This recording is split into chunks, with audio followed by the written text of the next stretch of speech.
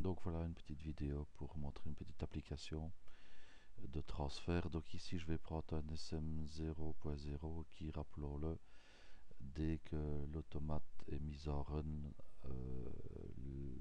le SM00 se met à l'état 1 directement et restera à 1 tant que la CPU est enclenchée. Donc là je vais prendre un bloc de transfert, un bloc move, et je vais mettre en entrée donc le QB, excusez-moi, le IB0 qui est le mot du byte 1, et en sortie le QB0, ce qui va me permettre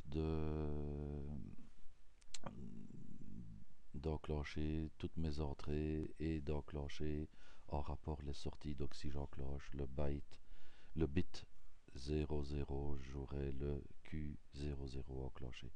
Donc là j'ai créé ma fonction, je vais le simuler, donc je vais l'exporter, voilà, dans un fichier AWL, et je vais reprendre mon petit simulateur pour le S200. Voilà, je vais importer mon programme.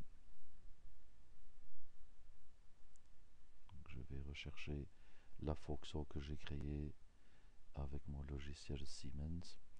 Je vais mettre mon automate en run et je vais mettre mes petites lunettes. Donc on voit bien que le SM00 est à l'état. Donc le but ici, c'est de ne pas réécrire que mon bit I00 enclenche Q00 et à chaque ligne devoir répéter l'opération. Donc là on voit bien que mon I00 est enclenché et le bit Q00 en sortie est bien enclenché. Si j'enclenche le 0.1, il va m'enclencher la sortie Q0.1 et ainsi de suite. Donc la valeur I02 enclenche Q02, ainsi de suite, I03, Q03, etc., etc. Donc là, au lieu d'éviter de réécrire chaque ligne pour contrôler mes entrées, mes sorties, ou savoir ce que la machine euh, peut enclencher, etc.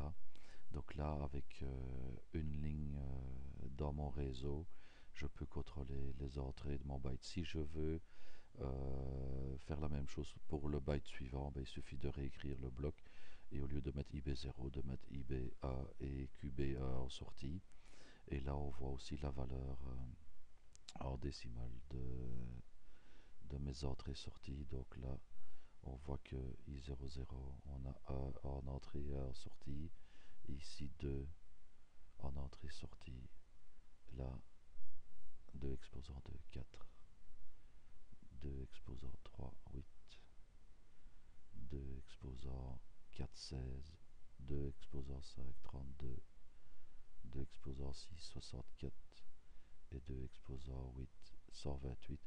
Et si toutes les entrées sont à l'état 1, on aura la valeur de 255, vu qu'on commence à compter à 0, donc ça fait une valeur de 256.